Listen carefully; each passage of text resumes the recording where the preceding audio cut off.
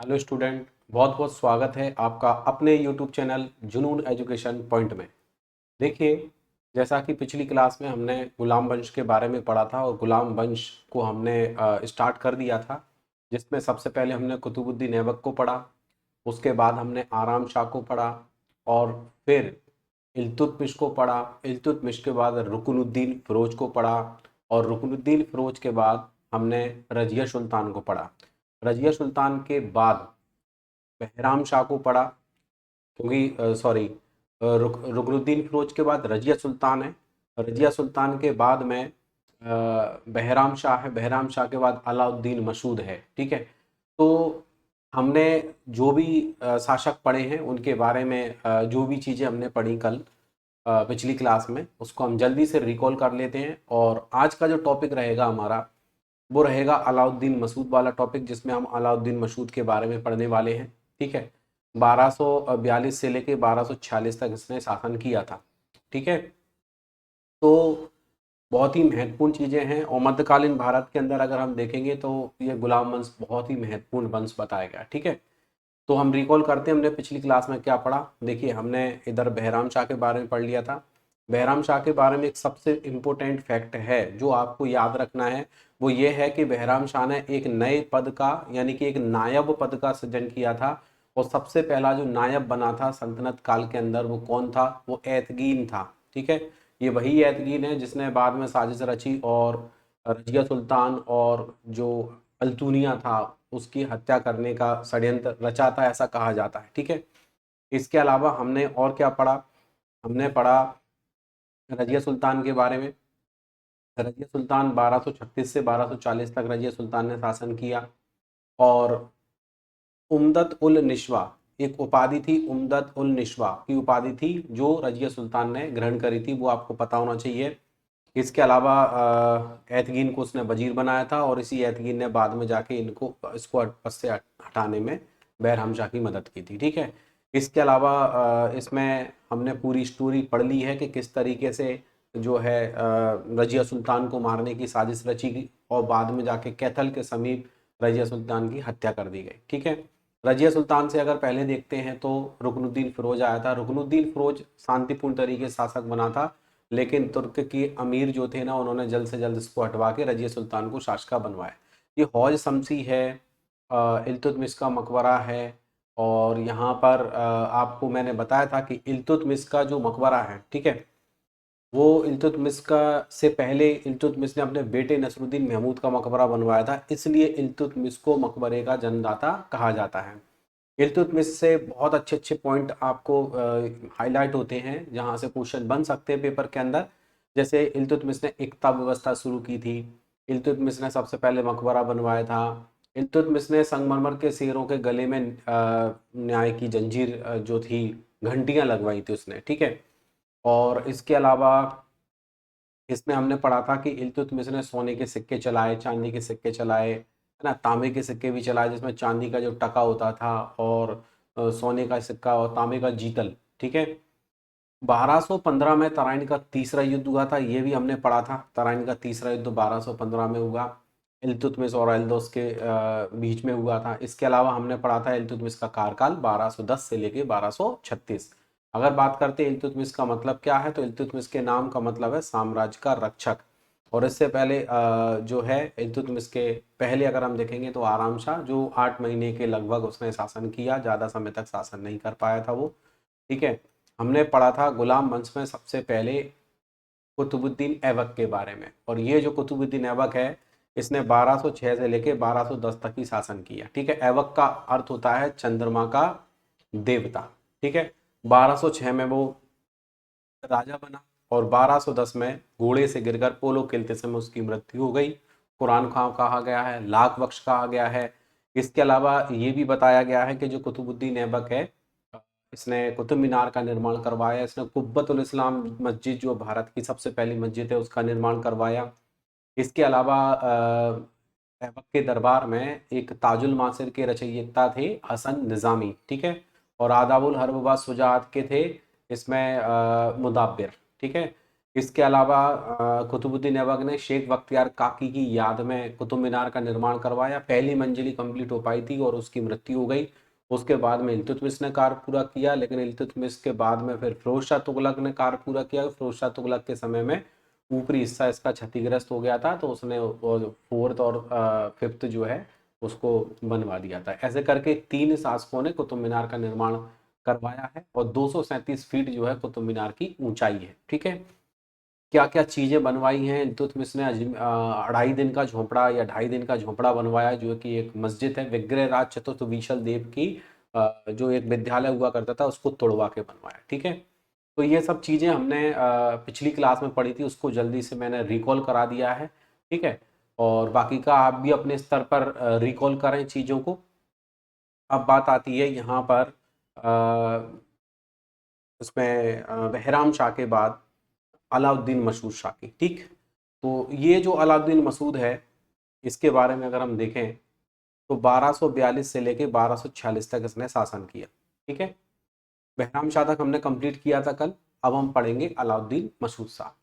अलाउद्दीन मसूद शाह के बारे में अगर हम देखें तो इसके काल में अमीर हाजिब का पद बलबन को प्राप्त हुआ था। देखिए, अमीर जो शब्द इस्तेमाल होता है, एक सिपा सलार है, एक अमीर है ना? तो अमीर जो शब्द इस्तेमाल होता है, ठीक है, तो मैंने आपको बताया था 1000 सैनिक का प्रमुख होता है वो। ठीक है, 1000 सैनिक, 1000 सैनिक का प्रमुख। एक होता है खान, एक होता है खान। जहां तक है 10,000 सैनिकों का जो प्रमुख होता है उसको खान कहा जाता है। ठीक है, इसके अलावा इसमें अमीर हाजिब का पद है और बलबन को प्राप्त हुआ था। ठीक है, इससे पहले बलबन तुर्क के चहलगानी में कम महत्व का सदस्य था। ठीक है, बलबन ने 1246 में, देखिए ये जो बलबन है वही बलबन है, हमने एक चीज और पढ़ी थी पिछली क्लास में, तुर्क चहलगानी। तुर्क चहलगानी जो कि 40 गुलाम सरदारों का एक समूह था, इसका निर्माण इल्तुतमिश ने किया था।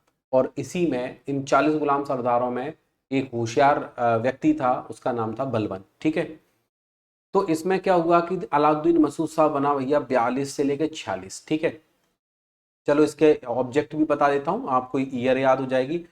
मैं बार बार बोल रहा हूँ, हर क्लास में बोलता हूँ, अगर जिनको भी बीच में से कोई भी ये वीडियो देखेगा तो उसको ये ऑब्जेक्ट समझ में नहीं आएगा।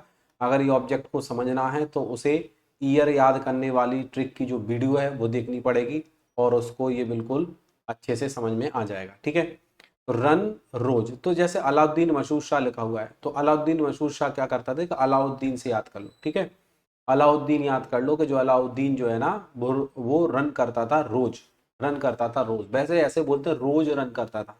ठीक है, रोज रन अगर बोलेंगे तो 46 से 42 आ जाएगा, तो ऐसा तो होगा नहीं, है ना? तो हमें याद करना है 42 टू 46।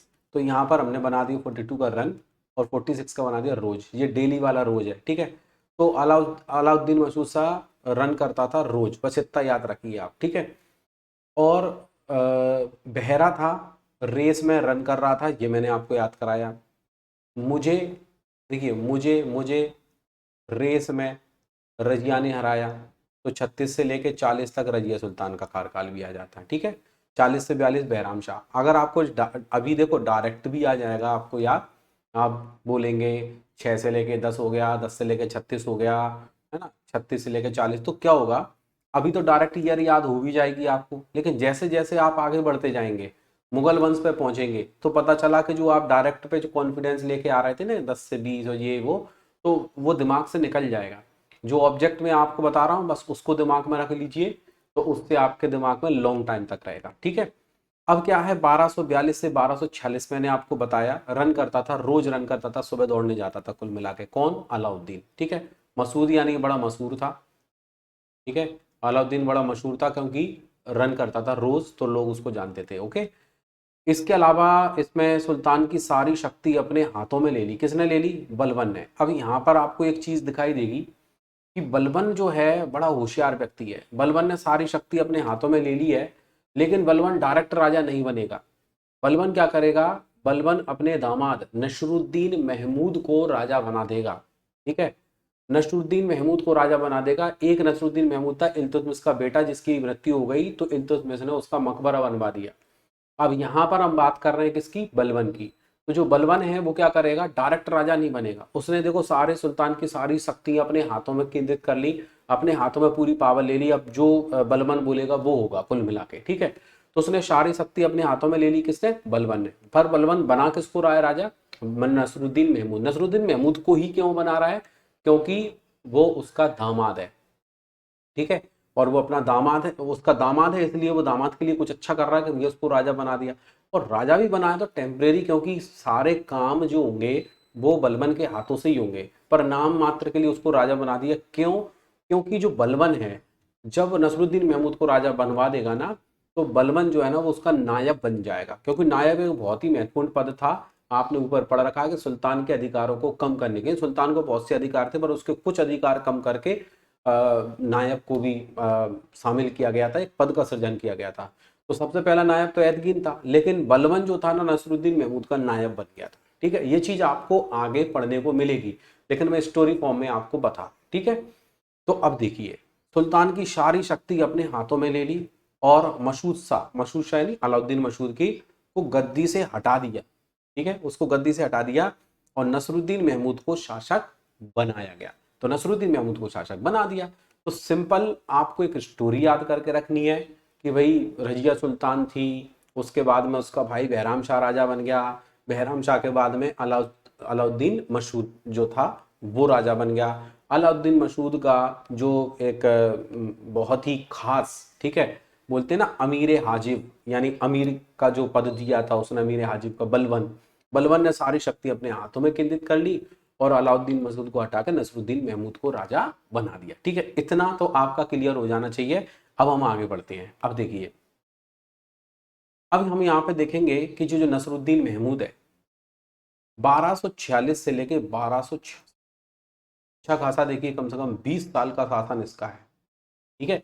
अभी दो दो चार चार साल साल वाले थे, लेकिन ये देखो सीधा 20 साल। क्यों, क्योंकि इसमें क्या है, बलबन बढ़िया आराम से ऐशो आराम कर रहा है, बलबन अपने ऊपर बर्डन नहीं ले रहा है। पर बाद में बलबन बनेगा, वो बनेगा 65 में, मतलब 66 लिखा हुआ है तो 66 में बनेगा वो, और 87 तक रहेगा। वैसे 65 87 भी लिखा रहता है, लेकिन कोई दिक्कत नहीं है। 66 यहाँ पे है तो वो 66 से आप 67 मान लीजिए, या 66 से लेकर 87 तक, 87 तक वो रहेगा। अभी अपन पढ़ने वाले उसके बारे में। अभी अपन नसरुद्दीन महमूद को पढ़ते हैं कि इसकी क्या विशेषता है। देखिए, नसरुद्दीन के काल में कुछ समय छोड़कर शासन सत्ता बलबन के हाथों में रही, ठीक है। आरंभ में बलबन अमीर हाजिब के पद पे था, वो अलाउद्दीन मसूद के समय में। परंतु जब उसने 1249 में अपनी पुत्री की शादी नसरुद्दीन से कर दी, नसरुद्दीन महमूद से उससे अपनी बेटी का विवाह कर दिया, ठीक है। ये बना था 46 में, 46 में इसको बना दिया है, बट 49 में उसने 3 साल बाद, ठीक है, 3 साल बाद उसने अपनी बेटी की शादी कर दी है। और सुल्तान नायब ममलिकात का पद उसने ले लिया। किसने ले लिया, बलबन ने। तो यार सुल्तान देखो सुल्तान ने क्या किया, सुल्तान ने नायब ममलिकात यानी कि नायब बना दिया। सीधी सी बात है, आप इस चीज को समझिए। नायब ममलिकात का पद दे दिया, किसको दे दिया, बलबन ने, ठीक है। और बलबन ने एक और उपाधि धारण करी थी, उलगू खां। उलूग खां, कहीं कहीं उलगू खां बोल लेते हैं, या उलूग खां, चलो उलूग खां या उलगू खां बोल लेते हैं, ठीक है। तो उलगू खां या उलूग खां की उपाधि किसको दी गई थी, तो बलबन को दी गई थी। ये कभी भी आपसे एग्जाम में पूछा जा सकता है कि उलगू खां की उपाधि किसे दी गई थी, या उलूग खां की उपाधि किसे दी गई थी, तो बलबन को दी गई थी। बहुत ही महत्वपूर्ण है, इसको याद करके रखिए, ठीक है। उलूग खां या उलगू खां की उपाधि जो है वो किसको दी गई थी, बलबन को दी गई थी, ओके। यहां तक क्लियर हो जाना चाहिए।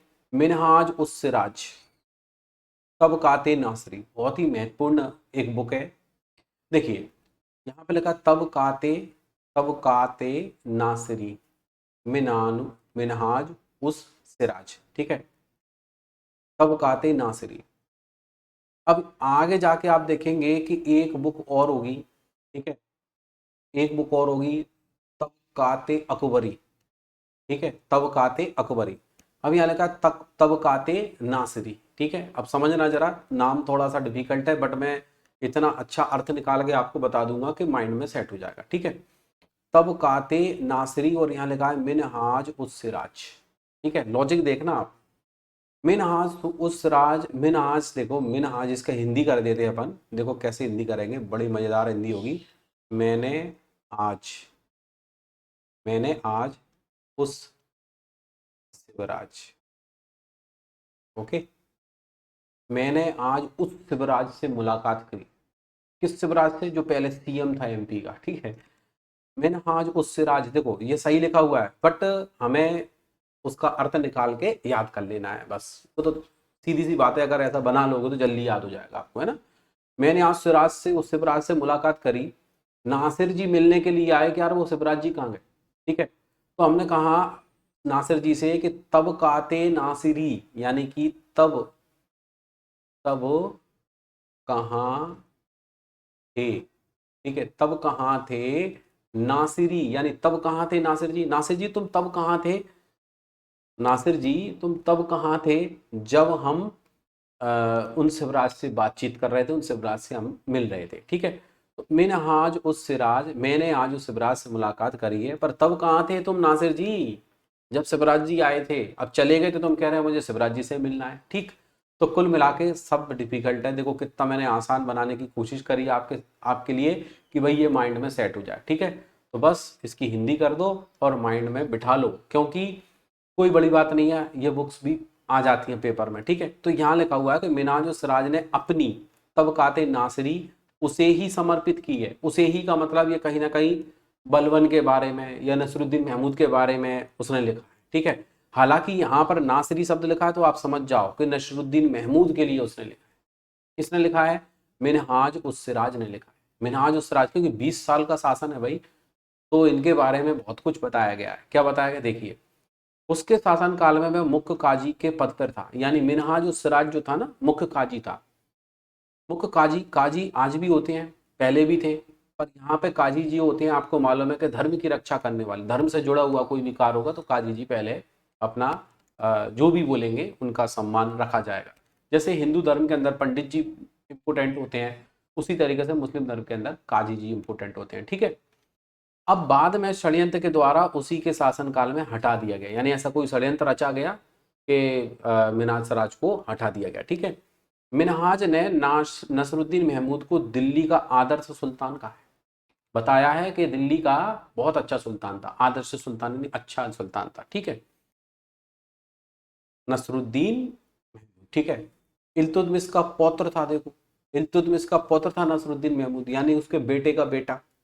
अब ये कंफर्म नहीं किया मैंने कि भाई इसके पिता कौन था, लेकिन पिता बने ही नहीं, अब पिता का कोई वो नहीं है, क्योंकि अलाउद्दीन मशहूद एक नाम आता है, फिर नसरुद्दीन महमूद आता है। अब बहराम शाह आ गया, बहराम शाह के बाद अलाउद्दीन मशहूद है और फिर नसरुद्दीन महमूद, और आप अपने स्तर पर गूगल पे सर्च मार लेना कि भैया इसका पिता कौन, मतलब पिता कौन है, तो क्लियर हो जाएगा आपका, ठीक है। बाकी का इल्तुतमिश का पौत्र था, यानी इल्तुतमिश के बेटे का बेटा था, कौन? नसरुद्दीन महमूद, ओके। लगभग 20 वर्ष तक शासन किया और यह बलबन का दामाद था, ठीक है। बलबन इसका नायब था। महमूद, नसरुद्दीन महमूद कुरान की आयतें लिखकर और टोपियां सीकर उन्हें बेचकर जीवन यापन करता। तो यहाँ पर एक बड़ी अटपटी लाइन दिख रही है अपन को, है ना। तो ये भी तो प्रश्न बन सकता है ना पेपर के अंदर कि टोपियां सीकर कुरान की आयतें लिखकर जीवन यापन कौन करता है। तो हो सकता है पहले ये ऐसा करता हो, या ये भी हो सकता है कि राजा तो था ही, लेकिन वो ये सोचता होगा कि नहीं यार राजा है तो क्या हुआ, राजा को भी कुछ करना चाहिए, तो इसीलिए वो अपनी इच्छा से ये सेवा करता था, कुरान की आयतें लिखकर टोपियां सीकर उन्हें बेचता था, ठीक है। तो ये एक बहुत अच्छा फैक्ट है, टोपियां सीकर उन्हें बेचकर जीवन यापन करना। अब तक कुछ प्रश्न बन जाए कि कौन था, तो आप बता सकते हैं कि भाई नसरुद्दीन महमूद, ठीक है। चलिए आगे बढ़ते हैं। अब बात आती है गयासुद्दीन बलबन, बहुत ही मतलब महत्वपूर्ण जानकारी इसके बारे में। देखिए उधर हमने 66 पढ़ा था ना, 1200 उसमें 66 पढ़ा था नसरुद्दीन महमूद को, ठीक है। अब यहाँ पर जैसे मान लीजिए इसको भी 66 मान लीजिए या 65 66 ही मान लीजिए, ठीक है। 66 से लेके 87 तक इसने शासन किया, ठीक है। हालांकि हमने इसको 65 से 87 याद करा है और कंफर्म कर लेंगे जैसा भी होगा, कोई दिक्कत नहीं है, थोड़ा एक आध 2 साल का अंतर है।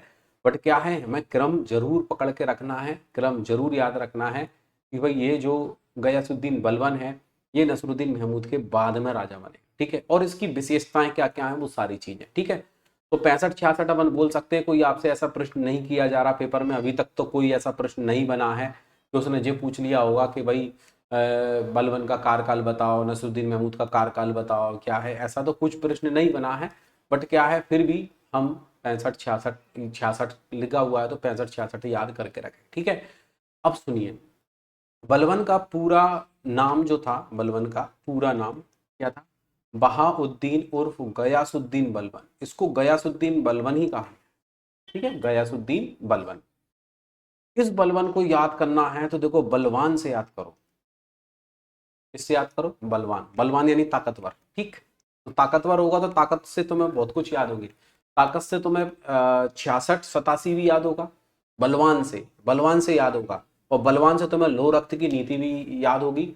बलवान से तुम्हें यह भी याद होगा कि 40 गुलाम सरदारों में से 39 इसने मार दिए। इससे ये भी याद होगा कि ये बहुत स्ट्रिक्ट था अगर देखा जाए तो शासन करने में, ठीक है। तो देखिए यहाँ पर जैसे मान लीजिए मैंने बोल दिया उधर 66 है तो इधर 66 से 87 बोल दिया, ठीक है, समझना जरा। लेकिन फिर भी हमें याद रहेगा। ये जो है ना, मैं आपको सजेस्ट करूंगा कि आप 65 से 87 याद करोगे ना तो ये जल्दी याद होगा, ठीक है। तो देखो, चलो एक काम करते हैं, 66 से 87 याद करा देते हैं, नो कंफ्यूजन, ठीक है। इसको 66 ही कर देता हूं मैं, 66 से 87 याद करा देता हूँ, ठीक है। तो देखो ये बलवन है, बलवन यानी बलवान है, बलवान यानी ताकतवर है। तो इसने क्या किया, अपने चाचा को उठा के फेंका, ठीक है। लो, बड़ी ऑब्जेक्ट बता दिया। चाचा को उठा के फेंका, किसने फेंका? बलवन ने यानी बलवन ने, जो बलवान होगा वही तो किसी चीज को उठा के फेंकेगा। तो किसको फेंक दिया? अपने चाचा को ही फेंक दिया, चाहे नहीं फेंका हो, ठीक है। तो भाई इसको 66 से लेके 87 हमें याद करके रखना है, बलवान के कार्यकाल को, ठीक। अब देखो, इलवरी तुर्क था ये। इल्तुतमिश ने ग्वालियर विजय के पश्चात इसे खरीदा था, ठीक है। ये इल्तुतमिश ने 40 गुलाम सरदार का जो एक ग्रुप बनाया था तुर्क चेलगामी, उसका मेंबर था ये। तो उसने क्या किया था, ग्वालियर विजय के दौरान इसको खरीदा था। पहले क्या होता था, इंसान को भी खरीद लेते थे भाई, ठीक है। अभी आगे जाके आप पढ़ोगे कि 1000 दीनार में, 1000 दीनार में, 1000 दीनार में किसी को खरीदा जाएगा, उसको 1000 दीनारी कहेंगे। अभी देखना आप, ठीक है, वो भी आपको पढ़ने को मिलेगा। तो यहाँ पर ग्वालियर विजय के पश्चात यानी उसने ग्वालियर को जीता, उस समय में उसने इसे खरीद लिया, बलबन को अपना गुलाम बना लिया। इस प्रकार यह इल्तुतमिश का दास था। स्वयं को ईश्वर की छाया बताते हुए, मतलब नियामत खुदाई, ठीक है, जिल्ले इलाही, स्वयं को ईश्वर की छाया बताया। बलबन ने बोला कि भाई देखो, राजा राजा ही होता है, राजा ईश्वर के द्वारा चुना गया विशेष व्यक्ति होता है, इसलिए उसका कोई रिश्तेदार नहीं होता भाई। ये मतलब उसने इस तरीके के अपने आप में खुद की छवि बना कर रखी थी, ठीक है। तो ईश्वर की छाया बताते हुए कि भाई ईश्वर की छाया होता है राजा, ठीक है। जिल्ले इलाही की उपाधि धारण करी, जिल्ले इलाही की उपाधि धारण की, ठीक है। जिल्ले इलाही किसको बोला गया भैया? बलबन को। जिले इलाही की उपाधि धारण की, कठोर अनुशासन, पद की प्रतिष्ठा, उच्च वर्ग को प्राथमिकता पर बल दिया। बलबन खुद तुर्के चहलगानी का सदस्य था, लेकिन बलबन ने तुर्के चहलगानी का क्या किया? अंत किया, ठीक है। मैंने आपको पहले ही बता रखा है, वो चीज आपके माइंड में होना चाहिए। तो अगर ये पूछता है कि जिले इलाही की उपाधि बताओ, तो बलबन ने ग्रहण करी थी, ठीक है। इसके अलावा तुर्क चेलगानी का सदस्य था, लेकिन इसने उस तुर्क चेलगानी को ही खत्म कर दिया, ये भी बताया जाता है। चलिए आगे बढ़ते हैं। बहुत ही इंपॉर्टेंट दो शब्द मिलेंगे आपको, सिजदा और पाबूस, ठीक है। याद रखना है, सिजदा का मतलब क्या होता है? सुल्तान के सामने हाथ बांधकर झुकना, सिजदा करना, कि भैया सुल्तान है, बहुत बड़े हैं तो उनका सम्मान करना है। पावोस मतलब सुल्तान के पैर चूमना, सुल्तान है तो भैया उनके पैरों को चूमना है, सुल्तान के पैरों को चूमना। पावोस मतलब उनके पाँव को चूमना। देखो, पावोस से पाँव, उनके पाँव को, देखो पावोस यानी पाँव, बॉस, बॉस के पाँव चूमना, ठीक है। तो सुल्तान के पैर चूमना। सिजदा यानी सुल्तान के सामने हाथ बांधकर झुकना। कठोर दंड की व्यवस्था की भैया इसने क्या किया? कठोर दंड की व्यवस्था की, यानी कि स्ट्रिक्ट था बहुत, किसी को भी पनिशमेंट देना है तो भैया पीछे नहीं हटता था। सैन्य व गुप्तचर प्रणाली को मजबूत किया इसने, सैन्य व जो गुप्तचर प्रणाली थी उसको इसने मजबूत किया। सैनिकों का समूह को मजबूत किया और गुप्तचर प्रणाली यानी कि अपने जासूस वगैरह उसने लगा रखे थे। ठीक है। मेवात बंगाल व दोआब के विद्रोह को दबाया। मेवात बंगाल व दोआब के विद्रोह को दबाया, यानी कि मेवात या बंगाल दोआब वाला जो क्षेत्र है ना, वहां से इसका विद्रोह कर रहे होंगे, बट ये एक्टिव था, इसने उस विद्रोह को शांत कर दिया। बलबन स्वयं को फारस के पौराणिक अफरयासिब का वंशज कहता था, यानी कि जो फारस है, ईरान वाला एरिया है, वहां कोई अफरयासिब होंगे पौराणिक, बहुत बड़े वो होंगे, तो उनका वंशज मानता था, कहता था। ठीक है। बलबन ने राजत्व का सिद्धांत सासानी पर्शिया से ग्रहण किया था, मतलब बलबन ने एक राजत्व का सिद्धांत अपनाया था कि राजा कैसा हो, राजा को कैसे अपने प्रजा को संभालना है, कैसे डिसीजन लेना है। तो राजत्व का सिद्धांत भी जो है वो किसने दिया था? बलबन ने दिया था। ठीक है। चलिए आगे बढ़ते हैं। बलबन का जो मकबरा है ये कहाँ पर है? दिल्ली में है। बलबन का जो मकबरा है दिल्ली में है। ये शुद्ध इस्लामी शैली के द्वारा निर्मित भारत का प्रथम मकबरा। जो चीज पहली हो गई वो दिमाग में सेट करना पड़ेगा। सबसे पहला मकबरा किसका था? नसरुद्दीन महमूद का। किसने बनवाया था? इल्तुतमिश ने। तो इल्तुतमिश मकबरे का जन्मदाता हो गया। और अगर कहते हैं शुद्ध इस्लामिक शैली, देखो इस्लामिक शैली होती क्या है, एक्चुअल में इस्लामिक शैली क्या है, यहां पर हम आगे जाके एक दो तरह की शैलियां पढ़ने वाले हैं। ठीक है, दो तरह की। एक होगी रावियत शैली, एक होगी रावियत शैली, ओके, और एक होगी अर्कुएट शैली, अर्कुएट शैली। ठीक है, अर्कुएट शैली। जो त्राविड शैली होगी वो हिंदू धर्म से संबंधित होगी, यानी कि भारत की शैली होगी, भारत में जो निर्माण कार्य भारतीय लोग जो करते हैं। और अर्कुएट शैली जो होगी वो इस्लामिक शैली होगी। अब आप कहेंगे ये कौन सी शैली? इस्लामिक शैली। ये निर्माण कार्य की शैलियां हैं, ओके। जो निर्माण कार्य होते हैं ना, ये निर्माण कार्य की शैलियां हैं, अर्कुट शैली और त्रावियत शैली। तो त्रावियत शैली और अर्कुट शैली ये आपकी नॉलेज में होना चाहिए। ठीक है। जैसे गांधार शैली मूर्ति कला निर्माण के लिए हमने पढ़ी थी, है ना, और ग्रीक एरोमाइक लिपि पढ़ी थी हमने, तो लिपि थी, और काफी कुछ चीजें पढ़ी हुई हैं। ठीक है। नागर शैली, बेसर शैली आपको बताई थी, द्रविड़ शैली बताई थी। द्रविड़ शैली दक्षिण भारत में मंदिर निर्माण, नागर शैली उत्तर भारत के मंदिर निर्माण, बेसर शैली उत्तर और दक्षिण की मिश्रित। ठीक है। अर्कुट शैली में इस्लामिक शैली होती है। इस्लामिक शैली में क्या होता है? इस्लामिक शैली में ज्यादातर जो दरवाजे होते हैं उन दरवाजों पर मेहराब होते हैं, मेहराब, मेहराब का उपयोग किया जाता है। ओके। अब कुछ स्टूडेंट के दिमाग में आ गई ये मेहराब क्या होता है। देखिए, वैसे ज़्यादातर हम लोगों का जो दरवाज़ा है हम ऐसे रखते हैं, ठीक है, यही दरवाज़ा होता है हमारा। ठीक है। लेकिन जब बात आती है इस्लामिक शैली की, तो इसी दरवाजे के मुख्य द्वार पर ऐसा डिजाइन बनाता है, ऐसा डिजाइन बना दिया जाता है। ठीक है, ऐसा डिजाइन बना दिया जाता है, इसको कहते हैं मेहराब। ठीक है। और क्या होता है? और इस्लामिक शैली के अंदर गुम्बद आ जाती है, गुम्बद, ऐसे करके गुम्बद रख दी जाती है, गोल गोल गुम्बद रख दी है। ठीक है। जैसे ताजमहल को देख लो आप, ताजमहल में आपको अर्कुट शैली का बहुत अच्छा उदाहरण मिल जाएगा। ताजमहल में तीनों अच्छे इस्लामिक शैली के उदाहरण मिल जाएंगे ताजमहल की। आपने देखा है तो ताजमहल में गुम्बद है ना, तो गुम्बद रखना ये इस्लामिक शैली में है। और मेहराब का प्रयोग करना दरवाजे पे, ये भी इस्लामिक शैली है। ठीक है। दूसरा हाँ, इसमें मीनार है, मीनार लगा देना, ताजमहल अर्कुट शैली का बहुत अच्छा उदाहरण है, मीनार लगवा देना। तो ये भी जो है आपका, ये भी क्या हो गया? अर्कुट शैली के अंदर, यानी इस्लामिक शैली हो गई। अब हमारी जो त्रावियत शैली होती है, हम क्या करते हैं, त्राविक शैली में हम जैसे कोई इमारत बनाए तो हम उसको शिखर युक्त बना दें, है ना, जैसे मंदिर बनाया शिखर युक्त बना दिया। हम इसमें क्या करते हैं, तीर का उपयोग कर देते हैं ऐसे करके, हम इसमें पिलर का इस्तेमाल भी कर देते हैं ऐसे करके। बात समझ में आ रही है ना, अंदर पिलर भी रख देते हैं, तीर का इस्तेमाल कर लेते हैं, स्वास्तिक वगैरह से कुछ सिंबल बना लेते हैं, तो वो त्रावित शैली के अंतर्गत आता है। ठीक है। सीधा सिंपल लॉजिक है। मंदिर बना रहे हैं हम तो वो त्रावित शैली है, मस्जिद बन रही है तो वो अर्कुट शैली है। ओके।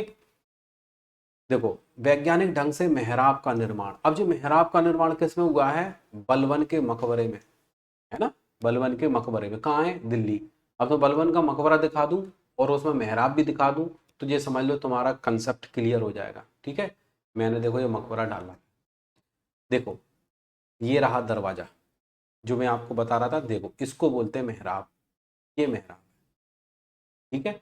आप ताजिए देखेंगे तो ताजिए में भी इस प्रकार का दरवाजा बना होता है, मस्जिद में भी, और आप देखें ताजमहल के अंदर देखा हो तो इस टाइप का। तो ये रहा मेहराब, और ये रही बलवन की कब्र, ये ओरिजिनल कब्र है भाई, ठीक है।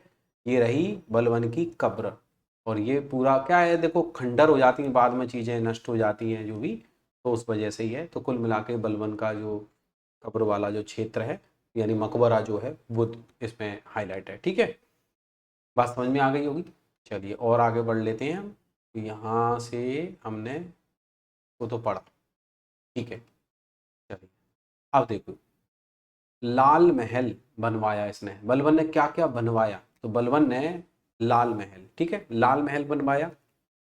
मदरसा ये नासिरिया जो कि दिल्ली में है, एक मदरसा भी बनवा दिया, लाल महल बनवा दिया। और एक और अच्छी बात है कि इसकी जो कब्र है उस पर लाल लाल पत्थर दिख रहा था, तो लाल महल याद आ जाएगा तुम्हें, ठीक है।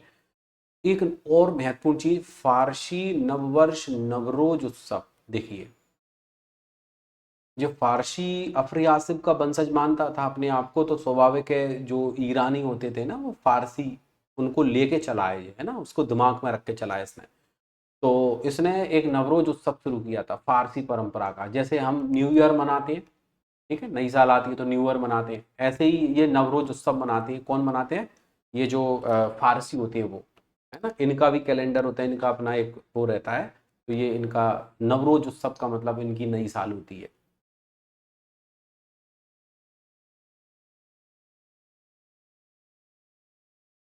ओके, चलिए आगे बढ़ते हैं। तो नवरोज उत्सव मनाने की प्रथा, बलबन ने लोह एवं रक्त की नीति अपनाई, बहुत इंपॉर्टेंट है, डायरेक्ट यहीं से भी प्रश्न बना है कि लोह एवं रक्त की नीति किसने अपनाई थी, बलबन ने। लोह एवं रक्त की नीति, बस यही पूछेगा, लोह एवं रक्त की नीति किसने अपनाई थी, तो बलबन ने अपनाई थी, ठीक है। नवरोज उत्सव किसने शुरू किया था, बलबन ने शुरू किया था। एक एक राजा के बारे में, उसके कार्य क्या हैं, उसके निर्माण कार्य क्या हैं, उसकी उपाधि क्या, तीन चीजें बिल्कुल याद करके चलिए आप, बहुत अच्छे से सल्तनत काल कर लो। उपाधि, उपाधि याद रख लो, उसने क्या उपाधि धारण करी है, और उसने क्या कार्य किए हैं, कार्य में भी निर्माण कार्य, बहुत महत्वपूर्ण चीजें हैं, ठीक है।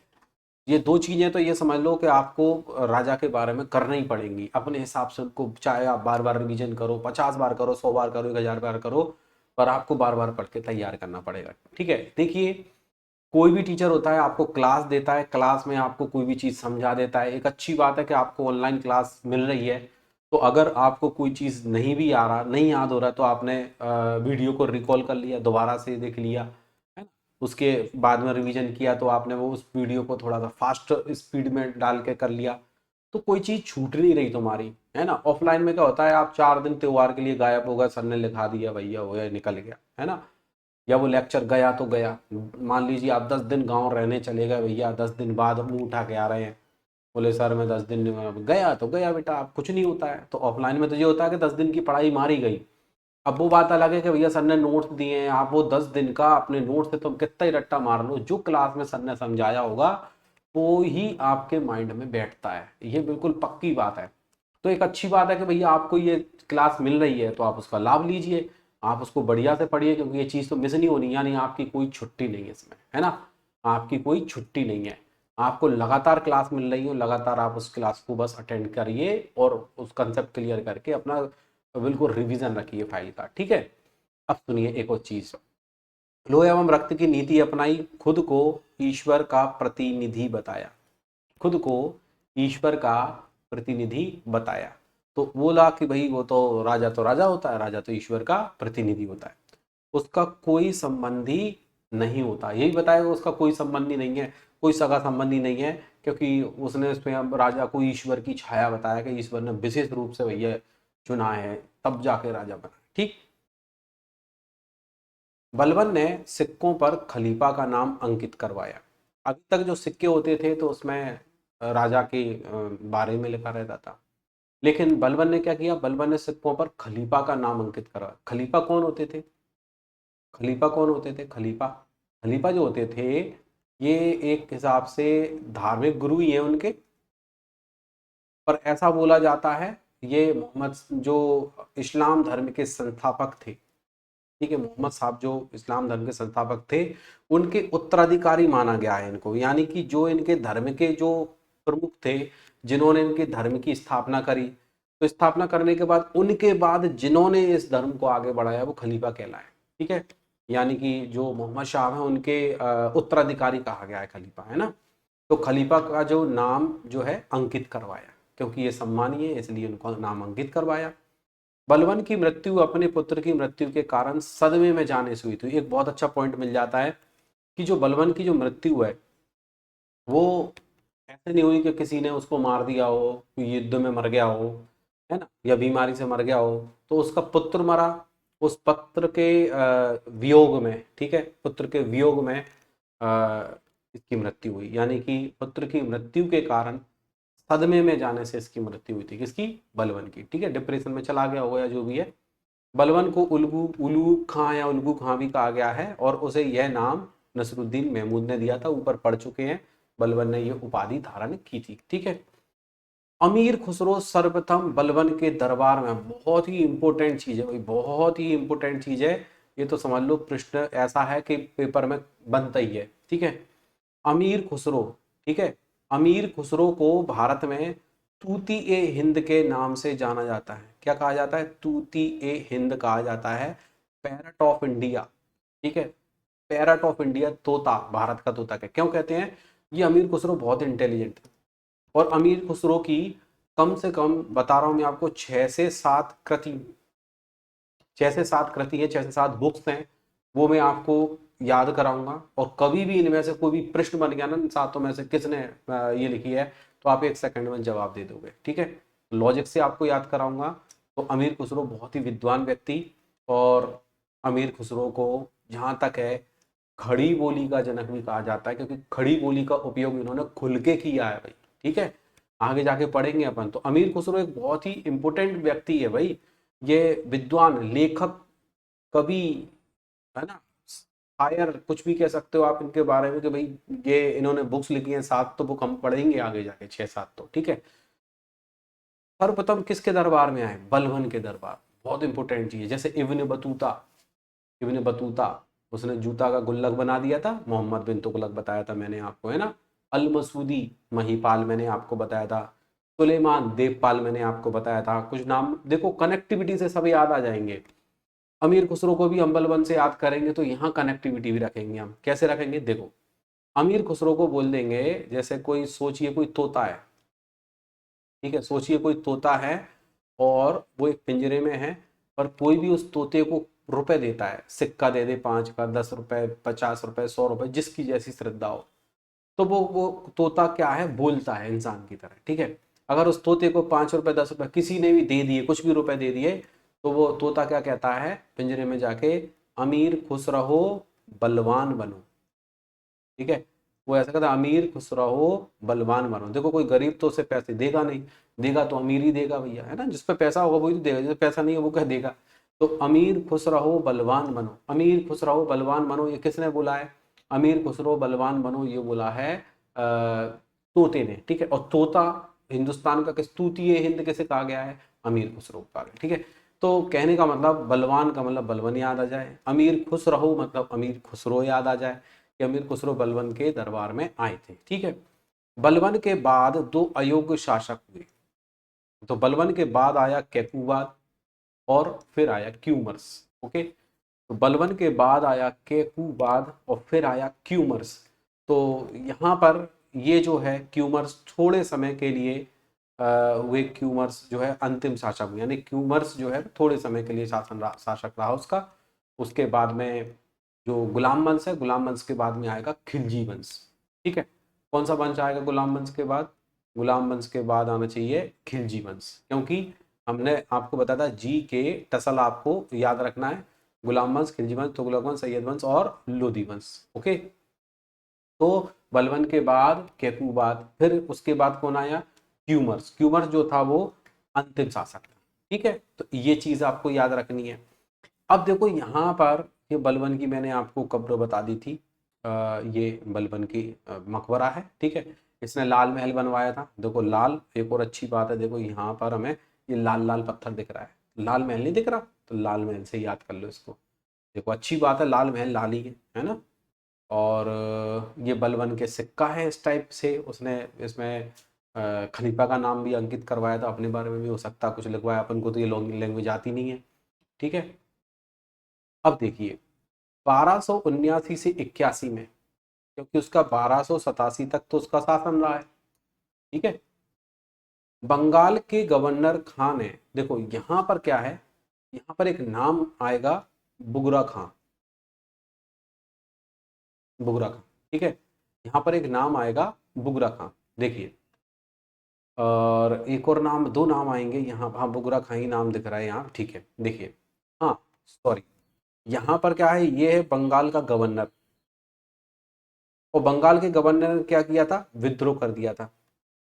बलबन ने अपने पुत्र बुगरा खां के साथ बंगाल का अभियान किया। अब समझना, यहाँ पर एक नाम दिख रहा है तुगरिल खां, और यहाँ पर एक नाम दिख रहा है बुगरा खां। ये जो बुगरा खां है ना, ये बलबन का बेटा है, ठीक है। और तुगरिल खां कौन है, ये है बंगाल का गवर्नर, ठीक है। तो यहाँ पर जो खां लिखा है ना, इसको करेंगे अपन तुगरिल, ये आपकी लाइन क्लियर हो गई, ठीक है। तो यहाँ पर क्या था, बंगाल का एक गवर्नर हुआ करता था, और बंगाल का गवर्नर तुगरिल खां था, तो उसने क्या किया था, विद्रोह करा था। बलबन बलबन का जब शासन चल रहा था उस समय में, तो बलबन ने अपने बेटे बुगरा खां को इस विद्रोह को दबाने के लिए भेजा, ठीक है। तुगरिल खां के सहयोगियों को भयंकर दंड दिया गया, ठीक है। और बनी के अनुसार, बनी कोई विद्वान होंगे जिन्होंने या किसी के इनके बारे में बताया होगा, बनी के अनुसार लखनौती के दोनों तरफ, ठीक है, लखनौती नदिया कुछ याद आएगा तो मैं, लखनौती के दोनों तरफ 2 मील लंबी तख्त लगाई गई, लखनौती के दोनों तरफ 2 मील लंबी तख्त लगवा दी, ठीक है। और तुगरिल के जो भी समर्थक थे जिन्होंने तुगरिल का साथ दिया था, बंगाल का गवर्नर तुगरिल था, जिसने भी साथ दिया था, जो बलबन का विरोध कर रहे थे, सबको फांसी दिलवा दी इसने, ठीक है। समर्थक को फांसी पे चढ़ा दिया, ठीक है।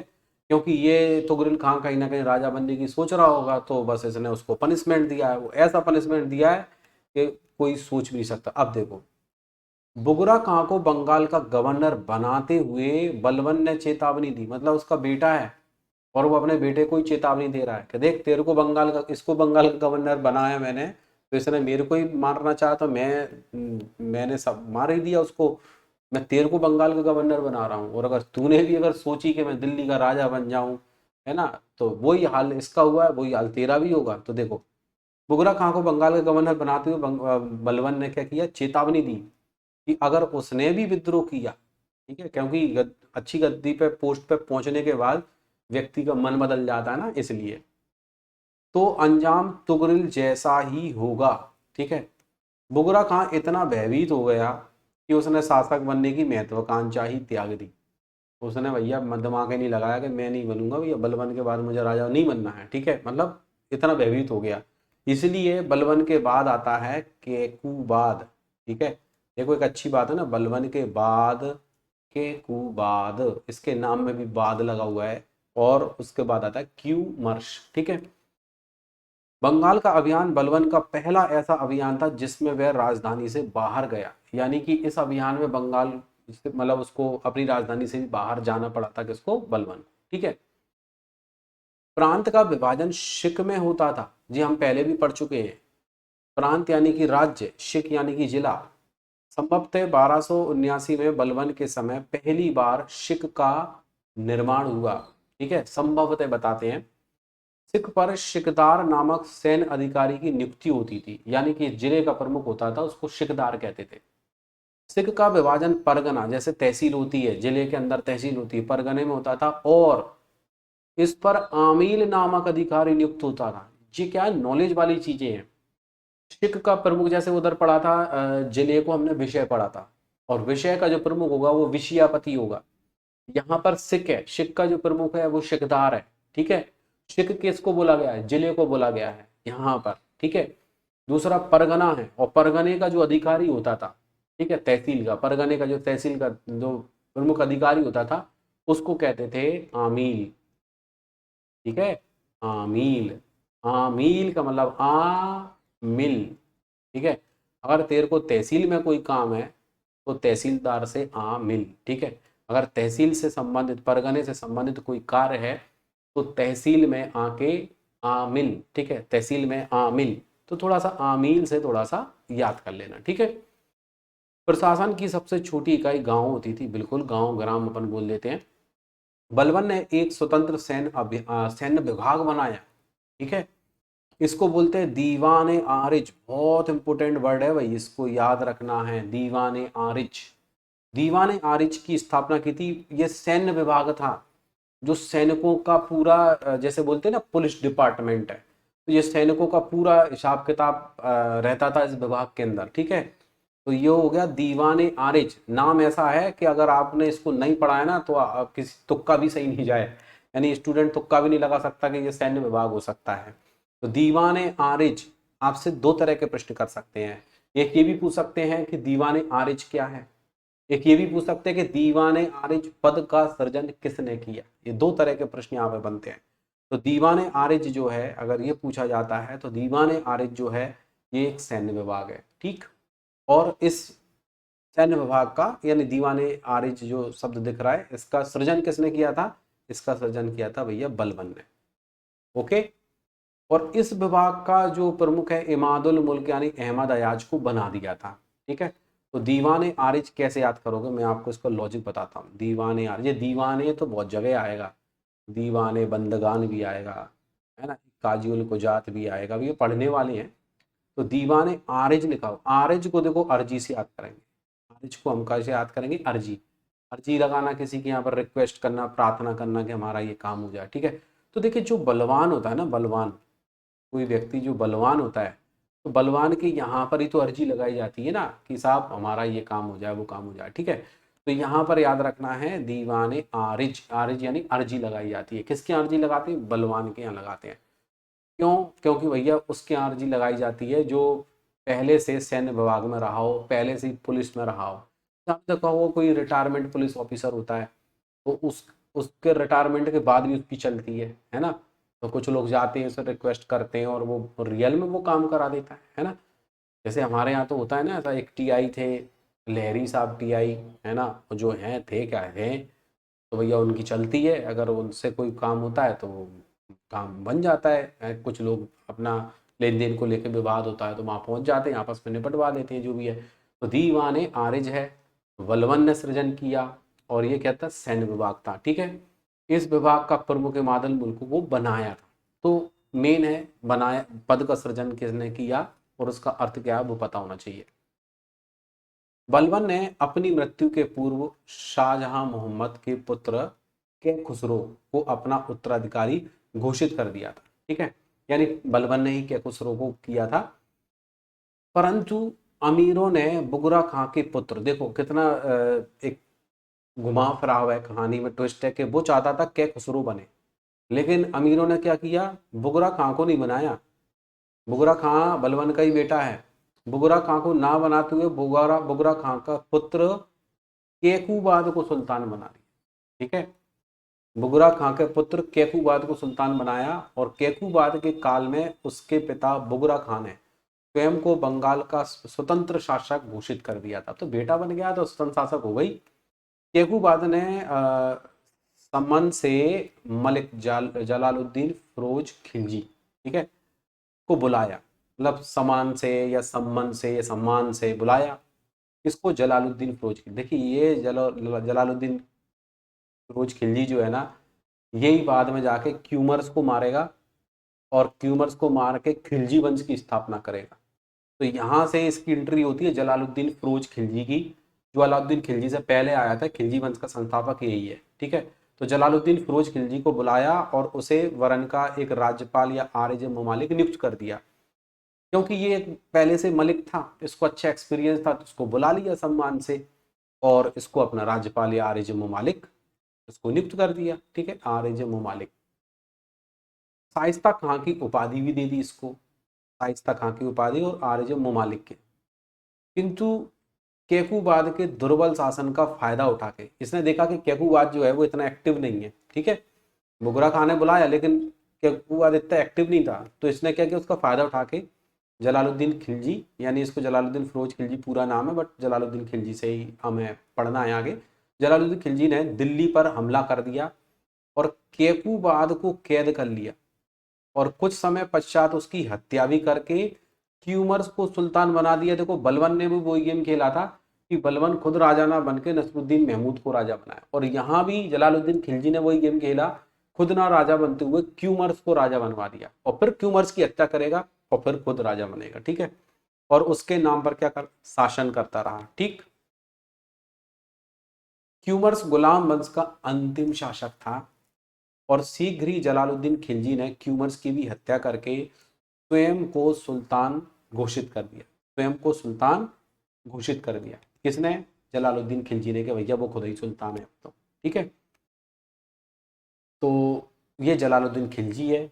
और इसके बाद में आपका आता है खिलजी वंश। गुलाम वंश के बाद में कौन सा वंश आएगा? खिलजी वंश। ठीक है, तो हमने क्या क्या पढ़ा उसका हम रिकॉल करते हैं जल्दी से, और फिर आपको इनका एक क्रम क्रम याद करा देते हैं कि भैया क्रम याद करने के लिए बड़ा कन्फ्यूजन होता है, तो उसकी एक ट्रिक लिख लो, बढ़िया शानदार ट्रिक मैं बता देता हूँ आपको कि भाई गुलाम वंश के शासकों का क्रम। ठीक है, जो शासकों का क्रम याद करना है अपन को गुलाम वंश के। 1 मिनट, चलो ठीक है, यहाँ पर लिख देते हैं अपन ट्रिक, और यहाँ पर शासकों की ट्रिक बता रहा हूँ मैं। देखो एक छोटी सी लाइन है, कुआं में गिरा, कौन गिरा कुआं में? इल्तुतमिश। कुआं में गिरा इल्तुतमिश, रोका रजिया ने, रोका रजिया ने, नहीं रुका, नहीं रुका, रोका रजिया ने, नहीं रुका, क्योंकि क्योंकि बहरा था, क्योंकि बहरा था। तो कुआं में गिरा इल्तुतमिश, रोका रजिया ने, नहीं रुका क्योंकि बहरा था। नसीब अच्छा था, नसीब अच्छा था, नसीब अच्छा था, बाल बाल बच गया भैया। बोलते ना कोई बच जाता है, तो बोले बाल बाल बच गया, बाल बाल बच गया। बहुत ही बढ़िया ट्रिक है, इससे आप इसका पूरा क्रम याद कर सकते हो इसके राजाओं का। और एक और चीज, जैसे बलबन है, बलबन के बाद केकूबाद और क्यूमस, दो नाम आपको सीधा सिंपल तरीके से याद कर लेना है। बलबन के बाद केकूबाद, केकूबाद के बाद क्यूमर्स, बस इतना याद रखना। ठीक है, तो यहाँ पर जो मैंने आपको ट्रिक बताई है इसको बढ़िया से याद रखना है। जैसे मान लीजिए कुआ शब्द लिखा हुआ है, तो कू से बन गया तुम्हारा कुतुबुद्दीन ऐबक, और अगर आ लिखा हुआ है तो आ से बन गया तुम्हारा आराम शाह। अब कुआं में कौन गिरा? तो बन गया भैया इल्तुतमिश। ठीक है, रोका रजिया ने, तो रोका जो है ना, रोका यानी कि रुकनुद्दीन फिरोज हो गया। किसने रोका था? रजिया ने। तो रजिया ने रोका था, तो देखो रजिया सुल्तान हो गया। ठीक है, नहीं रुका क्योंकि बहरा था, बहरा यानी कि बहराम शाह हो गया, बहरा यानी कि बहराम शाह हो गया। नसीब अच्छा था यानी कि नसरुद्दीन महमूद हो गया, नसीब अच्छा था यानी कि नसरुद्दीन महमूद हो गया। और बाल बाल बच गया यानी कि बलवन हो गया। ठीक है, अब एक चीज और है इसमें, थोड़ा सा हमें एक चीज ध्यान रखना है। हाँ, यहाँ पर एक नाम और मिस हो गया, देखो एक नाम और मिस हो गया, कोई बात नहीं, मैं उसको कवर करा देता हूँ। कुआं में गिरा इल्तुतमिश, रोका रजिया ने, नहीं रुका क्योंकि बहरा था। ठीक है, यहाँ पर एक चीज और जोड़ लेना, अल्लाह ने बचाया। ठीक है, किसने बचाया? अल्लाह ने, अल्लाह ने बचाया। बोलते नहीं ईश्वर ने भैया उसको बचा लिया, बस ये हो थोड़ा सा। अल्लाह यानी कि यहाँ पर अलाउद्दीन मसूद भी नाम आएगा, और अलाउद्दीन मसूद के बाद में फिर आएगा नसरुद्दीन महमूद, और नसरुद्दीन महमूद के बाद फिर आएगा बलबन, बलबन के बाद में कौन आएगा? केकूबाद, और केकूबाद के बाद फिर कौन आएगा? क्यूमर्श। लो, आपको गुलाम वंश के कितने राजा हैं वो मैंने आपको याद करा दिए हैं। ठीक है, 1 2 3 4 5 6 7, क्योंकि ये भी है, ये 8, ठीक है, ये 9, ये 10 और ये 11। यानी गुलाम वंश में कितने राजा पड़े हमने? गुलाम वंश में 11 राजा पड़े, गुलाम वंश के 11, ठीक है। तो गुलाम वंश में जो 11 राजा हैं उनकी शानदार ट्रिक है, बस आप उस लाइन को याद करिए और अभ्यास से सब कुछ होता है। इनका कार्यकाल भी अपन बता सकते हैं, ठीक है, कि इसका कार्यकाल 6 से 10 है, ये 8 महीने है, ये 10 से 36 है, 36 से 40 है, ऐसे करके मतलब हम ऐसे करके इनको कवर कर सकते हैं, ठीक है। रुका रजिया ने नहीं रुका क्योंकि बहरा था, बहराम शाह, ठीक है। तो बढ़िया से इन सभी नामों को आपको कवर करके रखना है। बात समझ में आई ना? तो ये बड़ा ही महत्वपूर्ण है। आपको अगर ये लाइन याद रहेगी तो आपको इनका क्रम याद रहेगा। ईयर का मैंने आपको लॉजिक बता ही दिया है, ठीक है। बात समझ में आई? ईयर का मैंने आपको लॉजिक बता दिया है। तो बस यही है कि क्या क्या चीज़ें हुई हैं उनके बारे में हमें पता होना चाहिए। तो देखो मैंने आपको बता दिया कि भाई एक बहुत महत्वपूर्ण पद था इसमें, जो सैन्य विभाग था, है ना, दीवाने आरिज।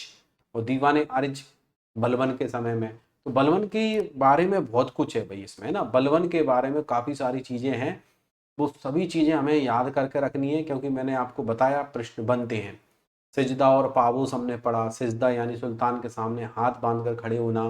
पाबूस बताया, पाबूस यानी कि सुल्तान के पैर चूमना, ठीक है। इसके अलावा राजत्व का सिद्धांत बताया दिया था, ये भी मैंने आपको बताया। बलबन का जो कार्यकाल है वो भी आपको बता दिया, बलबन का कार्यकाल याद रखो। तुर्क चैलगामी का सदस्य था, लेकिन तुर्क चैलगामी को बलबन ने खत्म किया था, ये भी आपको पता होना चाहिए। गयासुद्दीन बलबन की मृत्यु कैसे हुई थी कि इसने मतलब इसके पुत्र की मृत्यु के कारण सदमे में जाने से हुई थी। और गयासुद्दीन बलबन जो है उसको उल्गू खां भी बोला गया है, नसरुद्दीन महमूद ने उसको उपाधि दी थी, ठीक है। तो बहुत कुछ है। इसके अलावा टोपियां सीकर कुरान की आयतें लिखकर जीवन यापन करने वाला जो राजा था वो नसरुद्दीन महमूद था। नसरुद्दीन महमूद जो था वो बलबन का दामाद था, ठीक है। इसके अलावा नसरुद्दीन महमूद का जो कार्यकाल आता है वो 46 से लेके 66 हमने पढ़ा था। और यहाँ पर ये नसरुद्दीन महमूद है। मान लो मैंने इसका ऑब्जेक्ट नहीं बताया तो मैं बता देता हूँ आपको, कोई दिक्कत नहीं है। ये रोज चाचा से लड़ता था, ठीक है, रोज चाचा, ठीक है, रोज चाचा से लड़ता था। तो चाचा को फेंका, चाचा को उठा के फेंका। किसने फेंका?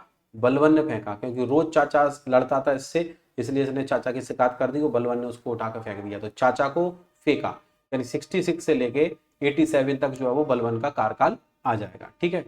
और मैंने आपको ये बुक बताई थी, बहुत ही इंपॉर्टेंट बुक थी, कि मिनहाज उस सिराज एक बुक है। और मिनहाज उस सिराज जो बुक है, तब काते नासिर, यानी तब कहाँ थे तुम नासिर जी, जब मैंने आज उस युवराज से मुलाकात करी थी। बड़ी महत्वपूर्ण बुक आपको बताई थी, तब काते नासिरी, ठीक है। इसके अलावा ये नसरुद्दीन महमूद को दिल्ली का आदर्श सुल्तान कहा गया है। तो ये बड़े ही महत्वपूर्ण चीज़ें हैं, ठीक है। हमने अलाउद्दीन मसूद के बारे में क्या पढ़ा? अमीर हाजिब का पद बलबन को प्राप्त हुआ, तो फिर बाद में जाके इसको हटा के कौन बना? नसरुद्दीन महमूद को बनाया, ठीक है। इसमें अलाउद्दीन मसूद में कुछ ज़्यादा कुछ विशेष नहीं है, बट ये है कि ये पता चलता है कि अमीर हाजिब का पद उसने बलबन को दिया था, और बाद में बलबन ने क्या किया?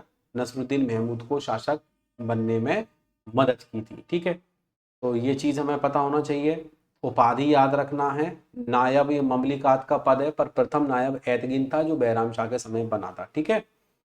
अगर बात करते हैं बलबन का जो मकबरा कहाँ पर है, तो दिल्ली में है। और बलबन का मकबरा प्रथम इस्लामिक शैली में बना हुआ मकबरा है, ठीक है। और बलबन ने जो लाल महल भी पढ़ा है हमने, लाल महल याद रखना है, ठीक है। मदरसा भी बनवाया था, वो भी याद रखना है। और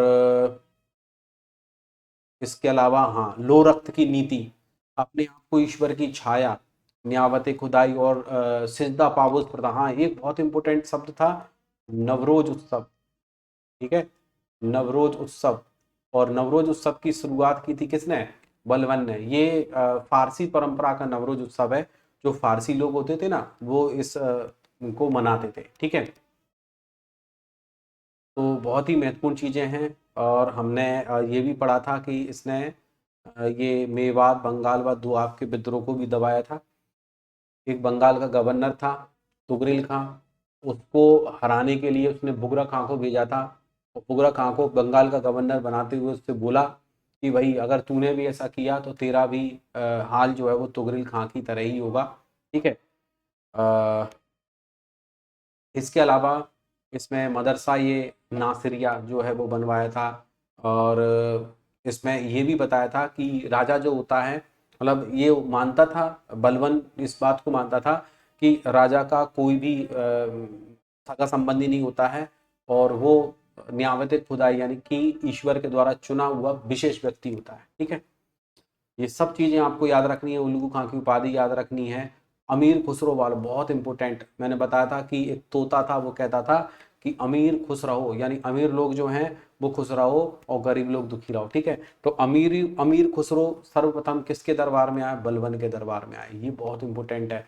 तूती ए हिंद के नाम से अमीर खुसरो को जाना जाता है। ठीक है। तो मैंने बढ़िया से इसका एक रिकॉल भी करा दिया। काफ़ी कुछ चीज़ें हमने आज गुलाम वंश के बारे में पढ़ी हैं। बस ऐसे ही आप रेगुलर क्लास लेते रहिए और बढ़िया से आप सारी चीज़ों को कवर करिए। जो भी चीज़ें आपको बताई जाती हैं उनका रिकॉल जरूर करिए, रिवीजन जरूर करिए, क्योंकि हिस्ट्री बहुत ही मेहनत से याद होती है, पर इसको बहुत आसानी से भुलाया जा सकता है। बस दोबारा मत पढ़ो, अपने आप दिमाग में से निकल जाएगा। और अगर आपको याद रखना है तो उसे रेगुलर रनिंग में आपको रखना पड़ेगा। ठीक है भाई। तो उम्मीद है आज की क्लास में काफ़ी कुछ आपको सीखने को मिला होगा, काफ़ी कुछ चीज़ें तैयार हुई होंगी। तो कोशिश मेरी यही है कि जो भी आप पढ़ो मैं उसको आपको बहुत अच्छे से तैयार करा दूं। मेरा यही कोशिश है। बस ऐसे ही आप रेगुलर पढ़ते रहिए और अपना कहीं ना कहीं तैयारी अपनी आगे बढ़ाते रहिए। ठीक है। मिलते हैं अगली क्लास में। बहुत बहुत धन्यवाद। शुक्रिया। जय